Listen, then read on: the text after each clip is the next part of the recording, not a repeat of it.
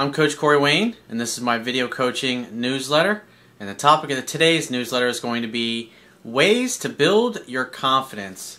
Well, I get asked this question quite a bit from obviously guys that are looking to improve their success with women and overcome their fear of simply making eye contact, starting conversations. So I've got a bunch of different things I'm going to go through here, probably about a dozen and a half different ways, things that you can focus on to improve your confidence. It doesn't just help you become more successful in your dating and your relationship life, but it can help you get a good quality job or a better quality job. If you got a business and you want to get investors, it can help you become confident approaching people and talking to them. And because I mean, at the end of the day, creating rapport with another human being, because I've spent a lot of my life in sales, comes down to being able to ask good quality questions and being a good listener, getting the other person to do 70 to 80% of the talking.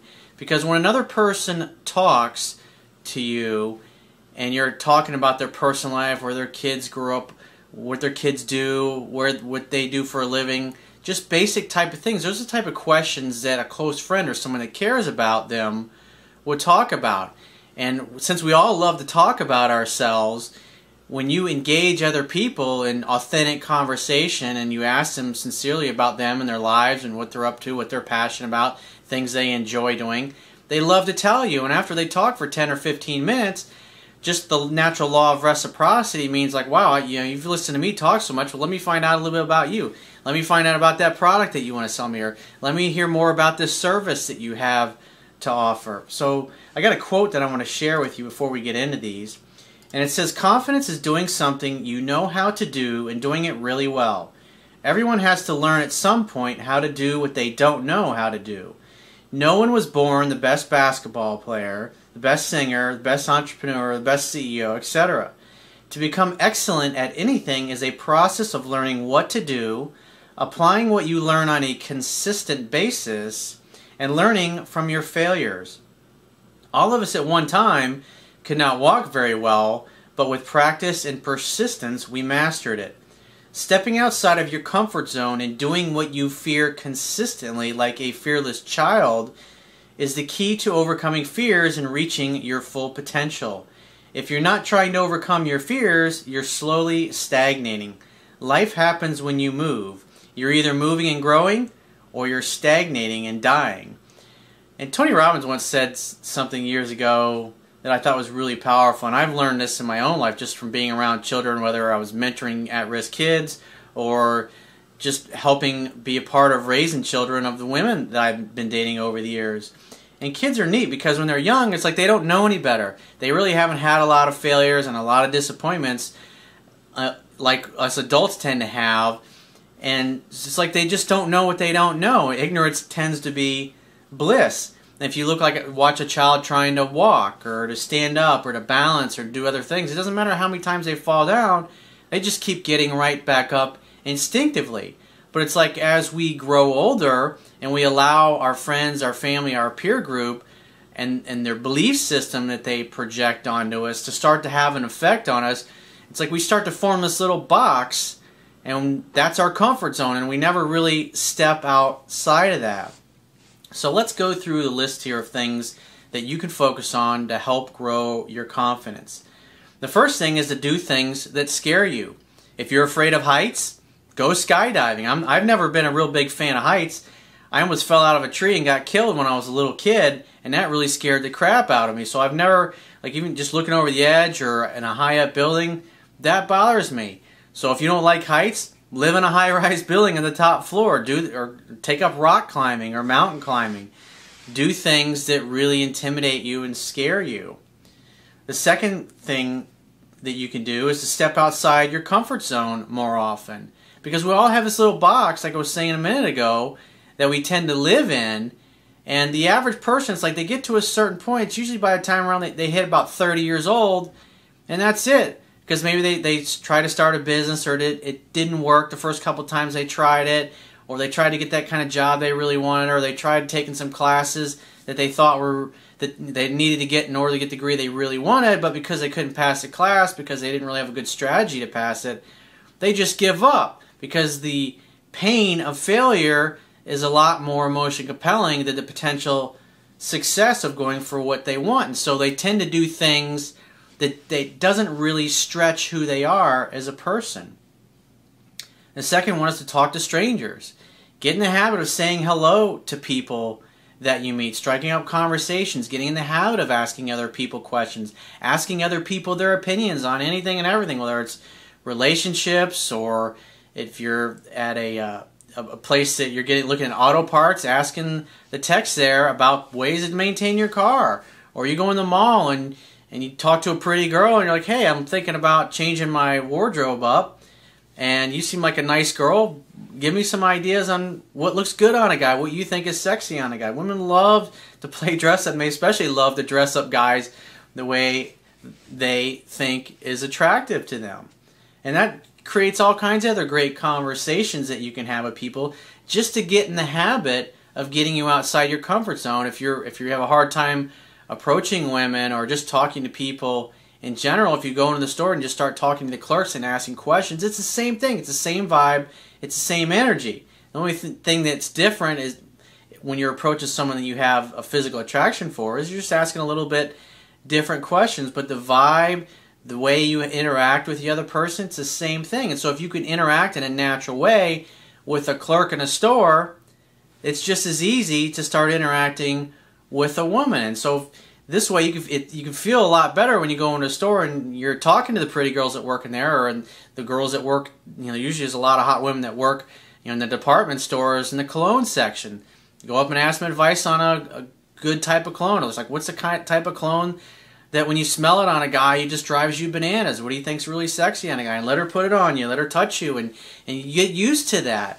And it's no different when you actually start doing that when you're trying to date somebody, but it's like you got to take little baby steps. Another one is to apply for jobs that you really want. And just because you get turned down the first time doesn't mean you can't follow up with them a month later or ask them when they say, hey, we're not really hiring right now. You say, well, great, when do you think you all will be hiring? Well, maybe in about 2 months, maybe 6 months. Great, then follow up a month or two later with that same person. Get to know the secretary's name there. And go after the jobs you want. Don't just give up the first time around, because that's what a lot of people do. They try they make 2 or 3 attempts and they give them, oh, this is too hard, because it's a little uncomfortable for them, and they don't like feeling uncomfortable. But that's the only way you're going to stretch yourself and to grow. And like I was saying a minute ago, say hello to everyone you meet. Just get in the habit of saying hi, hello, how are you? How's your day going? What are y'all up to? How are you? Just simple things like that. Just wherever you go, old people, just anybody that you see, just get in the habit of doing that. Because the more repetition's the mother of skill, the more you do that, the easier these things become. And the more you realize, wow, people aren't going to bite my head off, they're actually going to be pretty friendly back to me. It's like when you say to people, hey, how's your day going? How are you? Good. That's usually, most of the time you're going to hear people go, good, good. It's the same comment. Another one is to go places that you love. Because if you go places you love and you do things that you love doing, you're going to feel a lot more comfortable. And plus you're going to have common interests with the other people that tend to be there.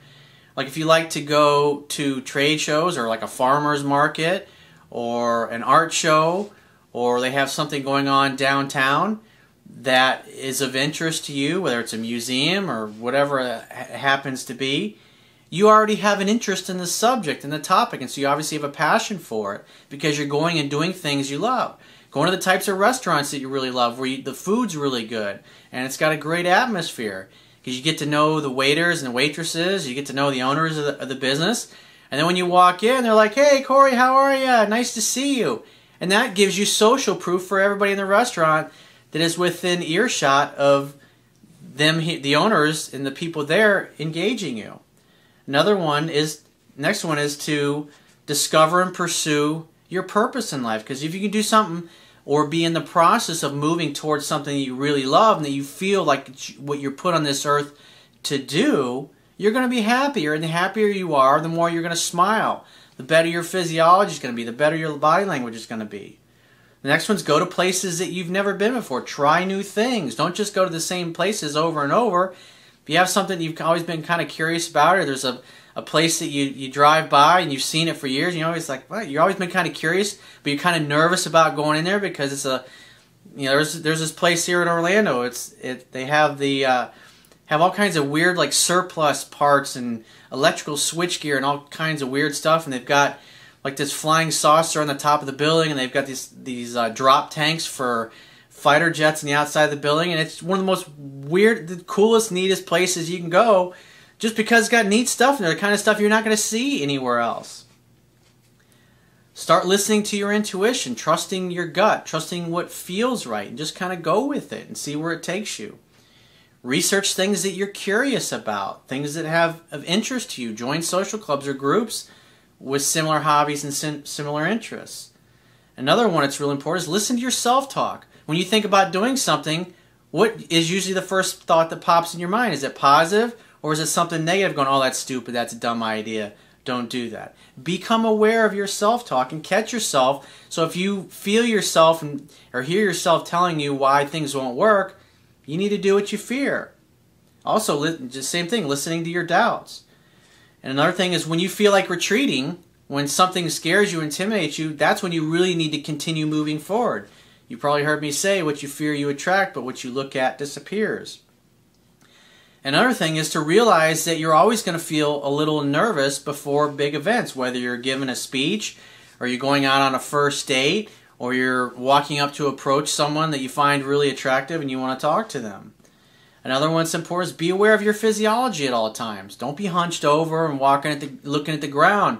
Hold your head up high with your chest out and your arms down at your side, and walk comfortably and notice your physiology, because it will fluctuate during the day based upon how you feel. If you feel like crap, or you're feeling kind of sad, or you're feeling kind of lonely, it's going to cause you to hunch over in your posture and your physiology, and that's going to affect how people perceive you.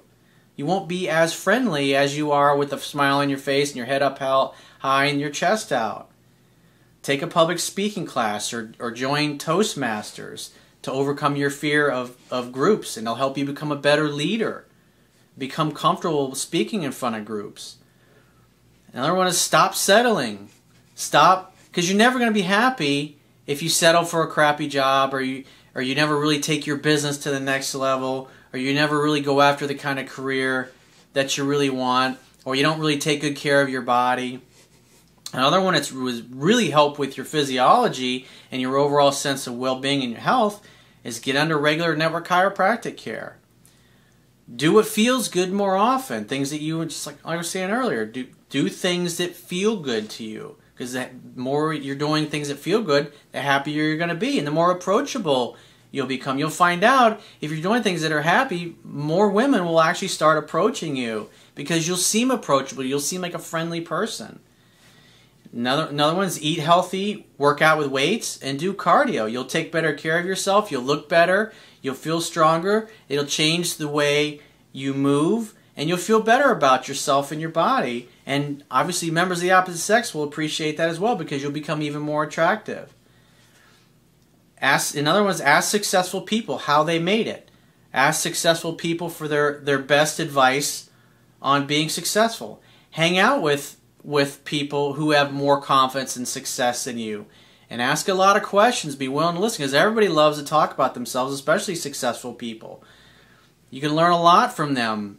Just like reading a book like mine. You're getting 25 years of wisdom of everything that I've learned by reading my articles, watching my videos, and all the hundreds of thousands of dollars learning from the best self-help coaches and experts in the world.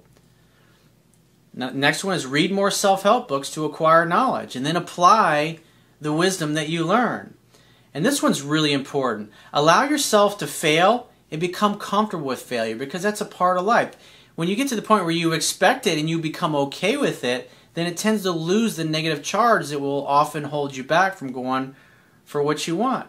And the last one is to accept the fact that success is a process. It's not a one-time event. So if you'd like to get my help personally, the quickest way is to book a paid phone coaching session. You can do that by going to my website, click the products tab at the top of your screen, and just follow the instructions. I'll talk to you soon.